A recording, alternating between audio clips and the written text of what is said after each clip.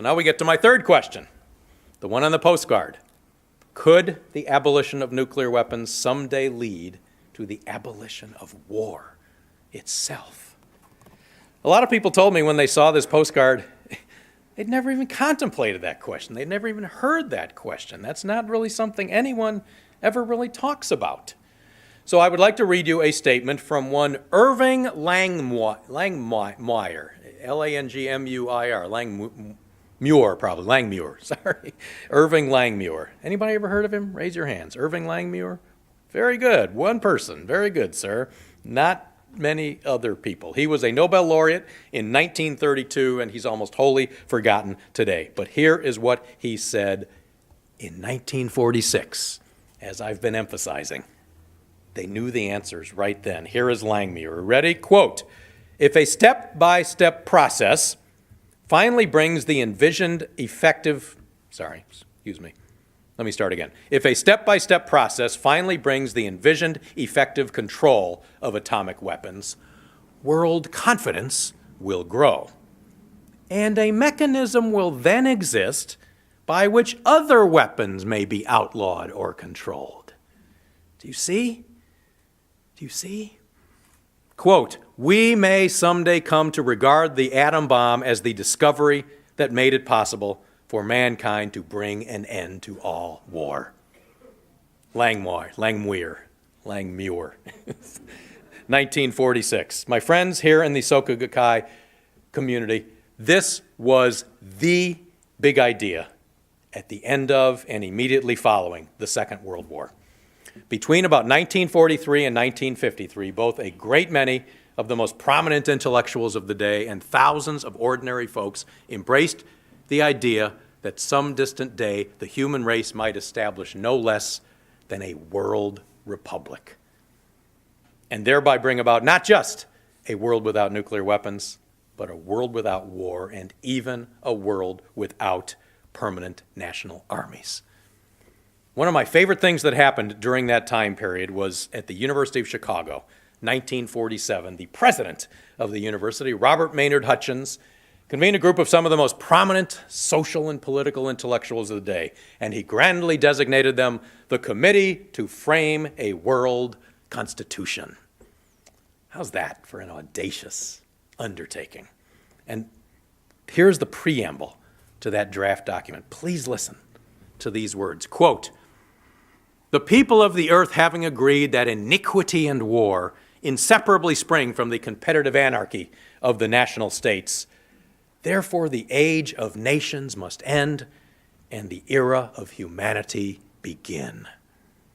So the governments of the nations have decided to order their separate sovereignties into one government of justice, to which they surrender their arms, and to establish this Constitution of the Federal Republic of the world.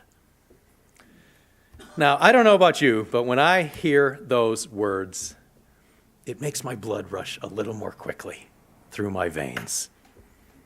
Think about that breathtaking imagery that one day, just to imagine that one day all nations might join hands, take a deep breath, and together surrender their arms.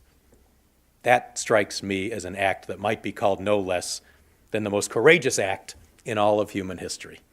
And that is the vision that was articulated at the dawn of the nuclear age as the solution to the problem of nuclear weapons and the solution to the problem of war itself. Let me describe it another way. Do you remember that cool scene in the Star Trek film last summer where dashing young Captain Kirk appears before a splendid parliament of humanity assembled in San Francisco? This is the idea that someday we can transform that from a science fiction movie into the real future of humankind. Not just a dream, not just a fiction, not a movie, something we can make into a reality. It's the idea that the human race doesn't have to remain forever divided into armed camps, groups of humans perpetually prepared to make war on other groups of humans. The human race armed against itself, 200 sovereign nation states perpetually competing to keep up with each other with the latest in military technology forever until the end of time. I'm simply suggesting maybe that's not the final phase of human history. Maybe someday human history can evolve beyond that. It's the idea that someday the human community will become enlightened enough, and God knows that's what the SGI community is about, expanding the enlightenment of the human race, that someday America will spend as much to defend itself against China as Wisconsin now spends to defend itself against Illinois. I mean, it's a pretty good analogy, right? They still exist as separate political units. They govern their internal affairs to a significant extent, but they've ceded their sovereignty over matters of war and peace to a higher level. They don't arm themselves again. Not only do they not fight wars, Illinois and Wisconsin, but they don't spend a dime to defend themselves against the possibility that the other might, because they've transformed the anarchy of the state of nature into the rule of law. And there's no reason we can't do that someday on the world level as well. Also in the Washington Post, maybe in the same day as that article, for all I know, I saw a great big full-page ad. It might have been from Lockheed or Northrop or one of those zillion-dollar defense contractors, and it was for, quote, the next generation fighter aircraft. And it talked about all the fancy, I think it's called the F-35 Lightning, maybe, something, a sexy, dramatic name like that, and the ad looked all dashing, and it described all the things that it could do, and it talked about the 2030s. It said this will take us into the decade of the 2030s. And then presumably in the 2030s, they'll be building the next generation after that, and a couple decades later, the next generation after that, and the next generation after that. Well, you know what this is? This is the idea that someday we might aspire to see a last generation fighter aircraft. Maybe we can display it in the Smithsonian National Air and Space Museum in Washington, D.C. Come visit Kitty and I, and we'll bring you to see the last generation fighter aircraft. Because most fundamentally, my friends, this is the idea that thou shalt not kill cannot really mean that if you kill a single citizen of your own country, you're called a murderer. But if you kill 100 citizens of some other country on something that somebody decides to call a battlefield, then you're a hero. Quote, man has no right to kill his brother, said the poet Percy Bysshe Shelley. It is no excuse that he does so in uniform. That only adds the infamy of servitude to the crime of murder. That's the world that we're setting out to create. This is the idea that someday thou shalt not kill truly will mean thou shalt not kill, because that we will truly be able to call a next step in the social evolution of the human species. And I want to tell you two things. One, I admit something like a world republic is not remotely plausible as any kind of near-term political goal. It's not even part of the contemporary conversation. It's not something anyone even talks about today. But it is, I insist, it's one of the great ideas in the heritage of humanity. It dates back at least to Dante in the 14th century. Everything you've heard me talk about, Dante talked about in a short little essay called On Monarchy in the 14th century. He was more articulate than me even. He's Dante. It might even go back further to Augustine of Hippo 900 years earlier, and in a nebulous sense, even to Socrates, another 900 years before that. 500 BCE, Socrates envisioned the outlines of a single, unified human community.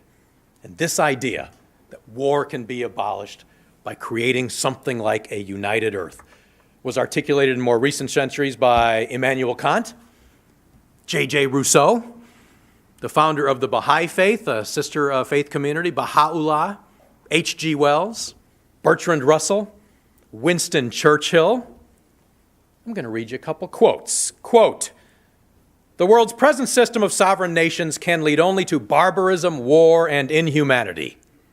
There is no salvation for civilization or even the human race other than the creation of a world government. That's Albert Einstein. He was a smart guy. He knew something.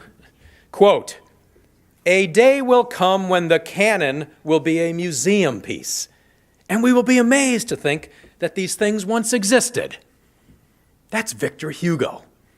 That's where I got this idea for the last generation warplane, someday in the Smithsonian. Cannons and museums. Continuing with Hugo, quote, I belong to a party which does not yet exist, the party of civilization. There will come from it first a United States of Europe and then a United States of the world. Remember I said this was a serious idea discussed by serious people right after the Second World War? Well, here is no less than the President of the United States during that time period, Harry S. Truman, who said, quote, it will be just as easy for nations to get along in a republic of the world as it is for you to get along in a republic of the United States. He was a plain-spoken man, and I think he spoke the truth. People talked about this as a serious idea back then. And here's another. Please listen closely to this one in particular, and I'm talking to you especially, my friend Danny Hall, who has so warmly welcomed me today. Quote, war can be abolished. I think the invention of nuclear weapons makes it probable that we shall succeed. Hear that? Remember the question on the postcard? Remember Langmuir? Quote, but the institution of war cannot be abolished without replacing it with a new institution, law and world government. That is Arnold Toynbee right here in this famous work called Choose Life, a dialogue between Arnold Toynbee and the president today of Soka Gakkai International, Daisaku Ikeda. And here is Mr. Ikeda's unambiguous reply.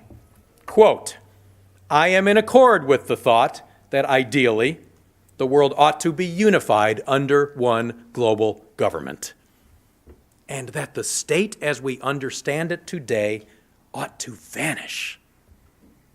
That's the president of Soka Gakkai International. Quote, I feel that a precedent for a future world unity may be found in the current European attempt to achieve a federation of nations.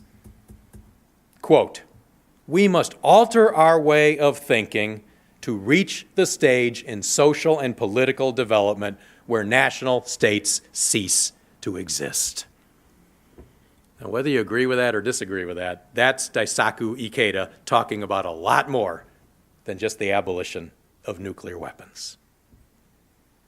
Socrates, Dante, Einstein, Toynbee, Ikeda, Mr. Ikeda, these great minds, the brightest blossoms ever to spring from the tree of humanity, all tell us that a united earth is the solution to the problem of war. And it's up to us in this century to heed their call.